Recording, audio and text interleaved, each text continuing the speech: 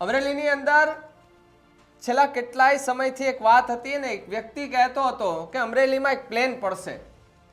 ત્યારે સૌને ભાઈ અત્યારેથી હું એમ કહું કે હું અહીંયા ઊભો છે ને અહીંયા આગળ કંઈક પડશે તો મારી વાત થોડા ને કોઈ માનવાના છે, પણ જ્યારે અહીંયા કંઈ પડે એટલે સ્વાભાવિક છે બધા માનશે કે ભાઈ તે કીધું તું એ તો સાચું પડ્યું. બસ અમરેલીમાં પણ એવું જ થયું.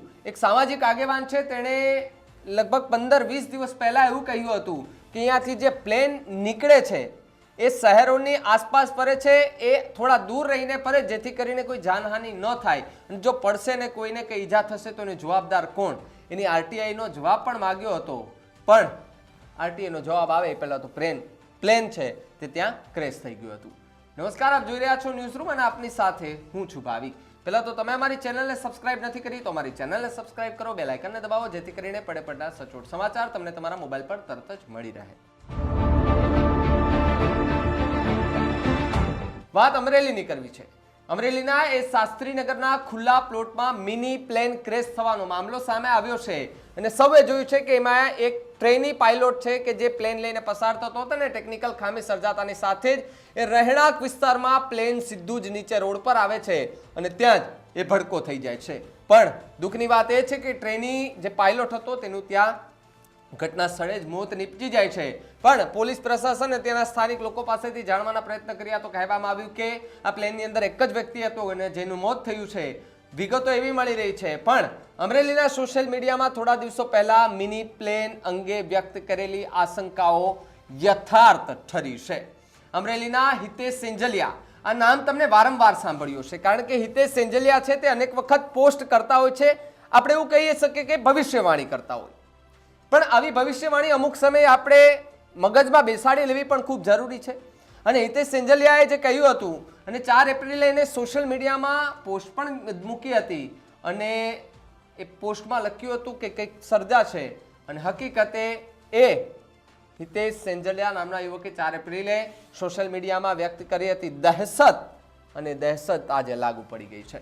અમરેલી ઉપર શિખાઉ એરોપ્લેન માટેના તમામ જવાબદારોના નામ, હોદ્દાના લિસ્ટ, દરેક રોડે ચોકે ફાટકે લગાવવાની માહિતી કરીને એક પોસ્ટ કરી હતી. 4 એપ્રિલે કરેલી પોસ્ટ બાદ તંત્ર જાગૃત ન થતા આજે 11 વાગે આરટીઆઈમાં માહિતી માંગ્યાના 2 જ કલાકમાં માહિતી 11 વાગે માગી અને 1 વાગે પ્લેન ક્રેશ થયું. માહિતી માંગ્યાના 2 કલાક પછી અમરેલીના એક ખુલ્લા પ્લોટમાં મિની પ્લેન ક્રેશ થયું. અમરેલી વિકાસ સમિતિ દ્વારા કલેક્ટરને આવેદનપત્ર પાઠવી મિની પ્લેન અંગે અમરેલી બહાર ઉડાવવાની માંગ કરાઈ હતી. આકાશમાંથી મોત સમો જળબતો એ મિની પ્લેનનો ભય સામે અમરેલી વાસીઓમાં ફફડાટ વ્યાપી ચૂક્યો છે. એક વ્યક્તિને ઈજા પહોંચી હતી અને જ્યારે આ પ્લેન ક્રેશ થયું ત્યારે ત્યાં સ્વાભાવિકપણે ગામ નાનું હોય અને ત્યાં પ્લેન ક્રેશ થાય, આસપાસ કોઈ રહેતું હોય તો કોઈને નાની મોટી ઈજાઓ થાય. સ્વાભાવિકપણે કે જે પાયલોટ છે તેનું મૃત્યુ થયું છે, પણ અનેક એવા નાની ઈજાઓ થઈ છે. એક વ્યક્તિને હોસ્પિટલમાં દાખલ કરવામાં આવ્યો છે. શું કહી રહ્યો છે, શું ઘટના થઈ હતી આખી, સાંભળો એની પાસેથી. એરપોર્ટનો આપણે બાજુની અંદર શાસ્ત્રીનગર સોસાયટીમાં આપણે પ્લેન ક્રેશ થયો. શાસ્ત્રીનગર સોસાયટીમાં ત્યાં મંદિરની સામે જે એક ગાયનું વાડા જેવું છે ત્યાં પ્લેન ક્રેશ થયું. એમાં પાયલોટ હતા અને પ્લેન ક્રેશ થતાની સાથે બધા ત્યાં ભેગા થયા હતા. હું ત્યાંથી નીકળતો હતો, જોયું તો અંદર પાયલોટ હશે આજે અને કોઈ જાતું નહોતું એ બાજુ. તો મેં કીધું પાયલોટ જો હોય તો આપણે એને બચાવીએ. તો અંદર ખોલવાને અંદર જોવા ગયા તો પાયલટના કપડાં સફેદ દેખાણા હતા. મારી પાયલટનું મોટું કેવું કંઈ દેખાણું નહોતું. કપડાં જોયા અને જોઈને હજી તો અંદર પાયલટને પકડીએ કે પાયલટને બહાર કાઢવાનું કરીએ ત્યાં જ અચાનક આગ લાગી અને મને આમ ઝટકો લાગ્યો અને બહાર ભગોળાઈ ગઈ. તરત દાઝ્યો હતો અને પગ વળતા હતા એટલે તરત હું સિવિલ હોસ્પિટલ સારવાર માટે લઈ આવ્યા. પછી તેને કાઢ્યા કઈ રીતે. તો તમે જેને સાંભળ્યા એ જ વ્યક્તિ કે જે ઘાયલ થયો છે, જે જ્યારે પ્લેન ત્યાંથી ક્રેશ થયું ત્યારે આસપાસના એ વિસ્તારોમાંથી પસાર થતા રાહદારીઓ કે જેની ઉપર તો ન પડ્યું, ખૂબ સારી વાત કહેવાય કે ઉપર ન પડ્યું, બાકી કોઈ જાનહાની બહુ મોટી થઈ જાત અને એ મુદ્દો એટલો ચગી જાત અને જે લોકો છે એમાં પણ દહેશત ફેલાઈ ગઈ છે. અને જે આસપાસના વિસ્તારોમાંથી જે પ્લેન ઉડે છે તે અમરેલીના એ વિસ્તારોમાંથી નીકળે છે, અમરેલીના એ ઘરો પરથી નીકળે છે.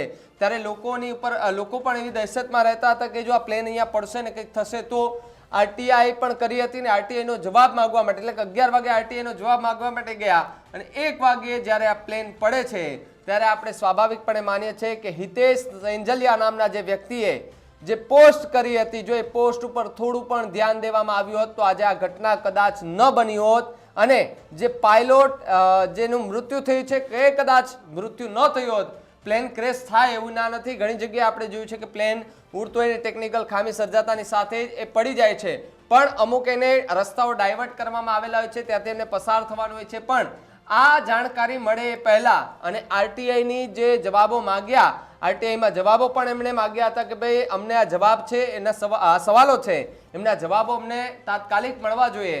તાત્કાલિક જવાબો ન મળતા આજે એ જવાબો મેળવવા માટે ગયા હતા અધિકારી પાસે.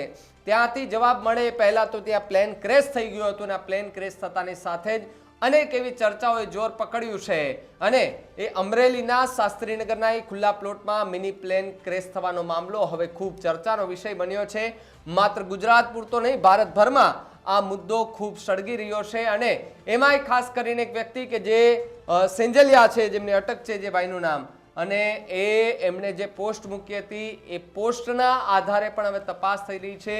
પણ ખાસ કરીને અમરેલીના એ સોશિયલ મીડિયામાં થોડા દિવસ પહેલા જ મિની પ્લેન ક્રેશ અંગે એક આશંકાઓ વ્યક્ત કરવામાં આવી હતી અને એ યથાર્થ ઠરી હોવાનું લોકમુખે ચર્ચાઈ રહ્યું છે. તો બીજી તરફ અમરેલીના હિતેશ સેંજલિયા કે હિતેશ સેંજલિયા યુવકે 4 એપ્રિલે સોશિયલ મીડિયામાં પોસ્ટ મૂકી હતી અને કહ્યું હતું કે કોઈ જાનહાની ન થાય તો સારું. 4 એપ્રિલ એટલે કેટલા દિવસ થઈ ગયા તમે વિચાર કરો. ઘણા દિવસ થઈ ગયા છતાં પણ તંત્ર દ્વારા કોઈ કાર્યવાહી નક્કર ન થતા, આરટીઆઈની ફોર્મ ભરેલું, આરટીઆઈમાંથી જવાબ માંગેલા, જવાબો ન મળતા એ હિતેશ સેંજલિયા કે જેણે ફેસબુક પર અમુક ટાઈમે પોસ્ટ મૂકતા હોય છે, હિતેશ સેંજલિયાએ પોતે સ્ક્રીનશોટ પાડીને પણ મૂક્યા છે ને અમરેલીને.